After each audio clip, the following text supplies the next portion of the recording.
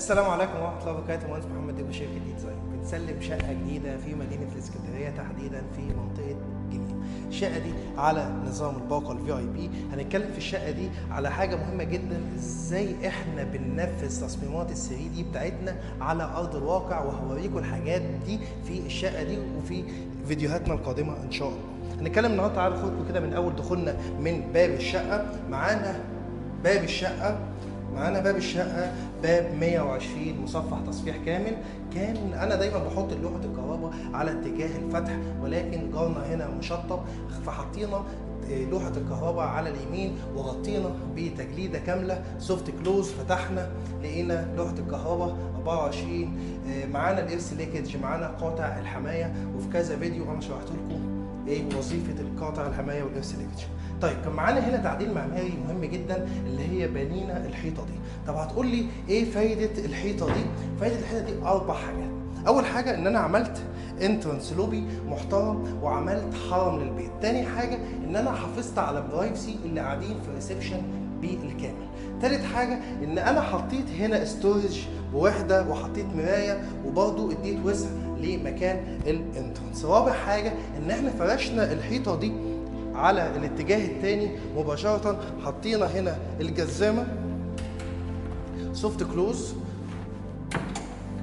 وفي نفس الوقت هنا برضو دي مع الفرش ان شاء الله بافت هنا موجودة، وهنا علاقات هنحط هنا الكوتس او المفاتيح في الحتة دي.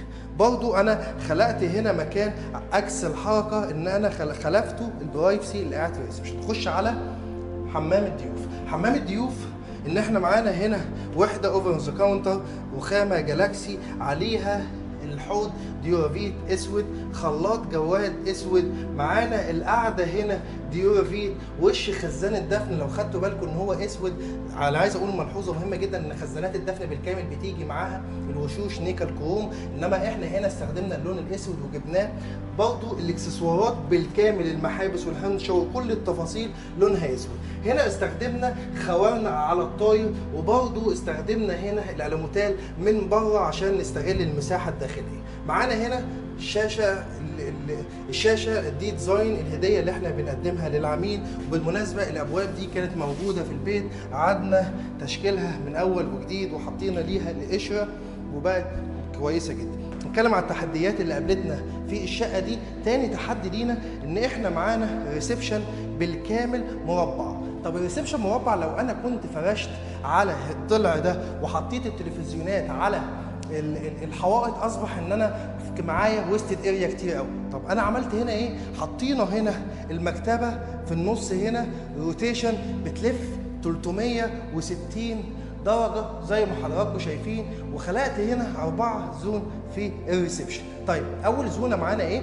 تعالى بالمناسبه معانا هنا حته بومبي هنا ما استغلتش، حطينا فيها رخام، حطينا فيها برضو زهور نباتات شكلها حلو جدا. هنتكلم على الزونه الاولانيه. الزونه الاولانيه هنا مكان الليفنج، ورايا هنا دخلت ديكورات مع بعض. اول حاجه بديل الرخام والبيبر ليب بروفايل، التجاليد الفلات اللي ماشيه طابع الشقه بالكامل. طيب العناصر اللي انا قلتها كتيره قوي دي مديه شكل وحش؟ لا، هم كلهم متدمجين مع بعض. يبقى دي كده اول زونه. تاني زونه معانا هنا كافي كورنر بالكامل من الاول للاخر. نتكلم في الزونه دي برضو حاطين تجاليد الخشب، فيها الليب بروفايل، فيها الويل بيبر. اسسنا فوق لمكان التكييف ال5 حصان. الصرف رايح لبيبه الحمام، مواسير فريون التكييف رايحه لمكان الكمبرسور. الزونه الثالثه هنا معانا مكان البوفيه، ومؤسسين يمين وشمال وكهرباء، وزي ما شرحت لحضراتكم هنا مكان الجزامه. معانا هنا الانتريه، برضو دخلت برضو ديكورات معانا فلات ليب بروفايل ويل بيبر بديل رخام. وهنا الانتريه اصبح ان المكتبه بتسيرف على جميع الزونات الموجوده وبتروتيت 360 درجه. تفصيله صغيره جدا عايز اقول عليها، ليه المكتبه دي ما خدتهاش لحد السقف فوق بالكامل؟ عشان استمراريه السقف. كل ما السقف ما اتقطعش تحس ان الزونه واسعه. اماكن النجف هنا مكان السفره، انا ما قلتوش بالمناسبه، هنا مكان السفره فوقه النجفه، هنا مكان فوق ترابيزه الليفنج، هنا فوق ترابيزه الانتريه، وهنا البوفيه. نخش هنا كان معانا تعديل معماري، لو خدتوا بالكم ان كان معانا من البدايه خالص هنا كان في لوبي يدخل على المطبخ من هنا وفي دخله من هنا. برزنا وسعنا المطبخ وحطينا فيه مكان للتكييف، واصبح ان انا معايا هنا كان معايا عمود الحته دي هيتحط فيها نيش. بالمناسبه الشقه دي 2 ليفل، لو خدتوا بالكم ان معايا هنا ليفل ومعايا هناك ليفل. نخش على المطبخ. دخلنا على المطبخ زي ما حضراتكم شايفين، والتعديل المعماري اداني وسع كبير جدا. اول حاجه فرشنا المطبخ على شمالنا الثلاجه والديب فريزر. طب انا في المطبخ كست بيت واقفه في المطبخ ومثلث حركه، خدت الخضار من الثلاجه او خدت اللحمه من الديب فريزر، خدتها حطيتها على الحوض، غسلتها، خدتها من الحوض حطيتها على مكان البوتاجاز. بالمناسبه كنا عاملين هنا شباك مناوله للسفره بس العميل لغاه في الاخر.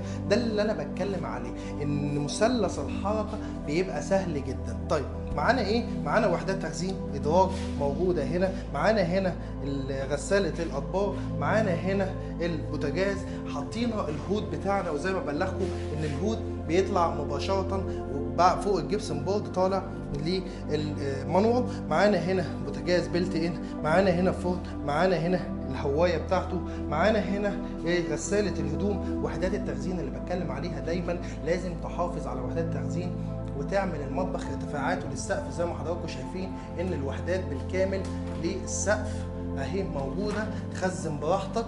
الموضوع بيبقى مريح جدا مع ست البيت، مش هتحتاج، كله سوفت كلوز. معانا هنا برضو وحدات التخزين موجوده في المطبخ بالكامل، خزن. الموضوع بيبقى مفيد جدا لست البيت. ومعانا هنا برضو ارفف موجوده، ومعانا هنا وحدات تخزين ايضا برضو موجوده هنا سوفت كلوز زي ما حضراتكم شايفين. طيب عملنا هنا مع بره في المطبخ برضو معانا هنا الساوند سيستم، الاناره كلها بالكامل، كشاف الطوارئ. نطلع بعد كده على غرفه الماستر. دخلنا على غرفه الماستر، معانا هنا تجاليد الخشب موجوده في الويل بيبر، تجاليد الفلات، 2 كومود. شوفوا التصميم اللي ورايا ده، هنزل لكم تصميم ال 3 دي موجود ازاي. معانا هنا سرير 180، 2 كومود، معانا مفتاح الدلايات من فوق، معانا المكان ده كله لمكان الدولاب. هتقول لي انت ليه عامل باريزه ورا مكان الدولاب؟ بناخدها لمكان المكوى. نخش بعد كده السيلينج بالكامل، الساوند سيستم، سبوتات.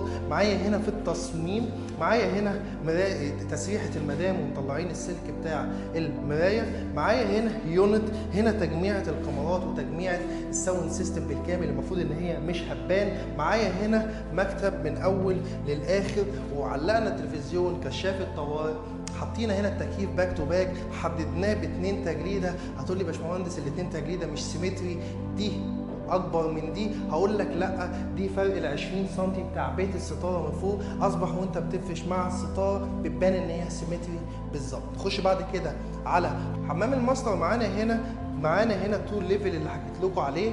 نخش على حمام الماستر، هحط لكم صوره التصميم بتاع حمام الماستر والواقع امام حضراتكم. معانا على شمالنا حوض بورسلين، معانا خلاط سارة ديزاين جولد، معانا مرايه الليد تاتش بتاعتنا موجوده دي ديزاين، معانا هنا القعده ديورافيت، الاكسسوارات كلها جولد. هنتكلم على خلاط الدفء الاحادي بتاع الشطاف، ده برضه جولد، الاكسسوارات كلها جولد. البيبه بتاعتنا اللي بيتحط فيها البورسلين. هنتكلم على الطرقه زي ما حضراتكم شايفين برضه 2 ليفل. الطرقه دي هحط لكم ليها صوره على التصميم وصوره على ارض الواقع. هنتكلم في تفاصيل كشاف طوارئ، بنحط هنا الراوتر، بنحط سلك التليفون، اصبح ان الاشاره موصله بكامل الشقه. استخدمنا البانوهات، استخدمنا الجبسن بورد طبقا للتصميم، حطينا فيها الساوند سيستم. نخش بعد كده على غرفه البنت. دخلنا هنا على غرفة البنت وشوفوا تجاليد الخشب باللون الموف، استخدمنا برضو وشوش الكهرباء بنفس اللون، استخدمنا الجبسن بورد، استخدمنا هنا كومود، هنا سرير 160، هنا كومود. شوفوا الشكل ده يا جماعة، وشوفوا التصميم ال3 دي اللي كان معمول من البداية. معانا النجفة فوقنا، معانا هنا مكان التكييف مأسسين له، عاملين تحته تجليده. ليه عاملين تحته تجليده؟ لان التكييف ده تحت كاميرا وكان فيه بروز، فحطينا تجليده بحيث ان هي تدي شكل جمالي وتداري البروز. منظومه التلفزيون بالكامل مش هنتكلم عنها، بنتكلم عليها في فيديوهاتنا كتير. معانا مكان التسريحه البنت، معانا السلك اللي طالع لمكان التسريحه، معانا الدولاب بالكامل من الاول للاخر. كل اللي هنا موجود ديفيتر، موجود ساوند سيستم، موجود كل الانارات دي، كل حاجه على زرار منفصل، وكشاف الطوارئ موجود معانا. ودلوقتي نخش على غرفه الاولاد. غرفة الأولاد هنا موجود معايا هنا 2 سرير 120، معايا هنا الكومود، السرير التاني 120، معانا هنا ديفيتر، معانا هنا الساوند سيستم. شوفوا الشكل اللي ورانا ده، وشوفوا فيها التصميم ال 3D. بالمناسبة حاطين سلك هنا عشان لو في تابلو ولا حاجة بينور. معانا هنا مكان الدولاب. ليه بتقول لي يا باشمهندس ان احنا بنحط باريزة ورا الدولاب؟ لو فيها مكوى يبقى التوصيلة بتاعتها بسهولة. اماكن الاناره، معانا هنا مكان التلفزيون، معايا هنا مكان للمكتب، مؤسسين لمكان التكييف موجود في الحته دي، حاطين يمينه وشماله تجليده خشب. دايما التكييف بنأسس له فيه المكان المناسب بتاعه، بنودي الصرف بتاعه للحمام، بنودي مواسير الفريون لاماكن الكمبرسور. نخش على الحمام الرئيسي. الحمام الرئيسي برضو استخدمنا هنا البورسلين الهندي المستورد. هنتكلم اول حاجه على القاعده المستخدمه. القاعده المستخدمه ديورافيت، المحابس كلها نيكل كروم، برضو معايا وش خلاط الجروهي. هنتكلم على حته مهمه جدا، لو خدتوا بالكم الحته دي مهمه مهمه مهمه.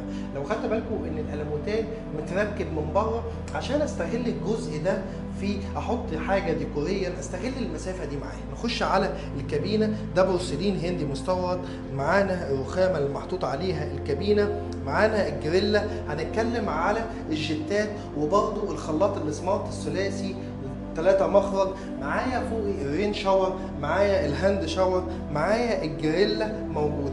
برضو انا واقف في الكابين شاور مرتاح. معايا الخوانقات اللي بتكلم عليها دايما باستمرار ان احنا بنأسس لها، بنحط لها هنا جانب ديكوري او الشامبوهات، بيبقى شكلها مناسب جدا. هنتكلم على الحوض. الحوض برضو معايا هنا اوفر ذا كاونتر، معانا ديورافيت، معايا الخلاط جواد، معانا ديورافيت، معانا هنا هنتكلم على السخان الفوري موجود تحت اليونت، اصبح ان مكانه مش باين معايا. هنطلع بعد كده على الريسبشن. اتمنى يكون الفيديو خفيف وروحه حلوه زي ما الشقه جميله وخفيفه وروحها حلوه. ولو هنصحكم بحاجه مهمه جدا في الفيديو ده، ان احنا نهتم بتصميمات ال 3D ونختار الشركه المناسبه اللي تعمل لنا التصميم ال 3D، والاهم من ان تعمل لنا تصميم ال 3D تسلمنا بناء على التصميم ال 3D. لو عايز تعرف طريقه التعاقد بتاعتنا سيب كومنت، وقسم التعاقدات هيتواصل معاك ويقول لك كل التفاصيل. شكرا.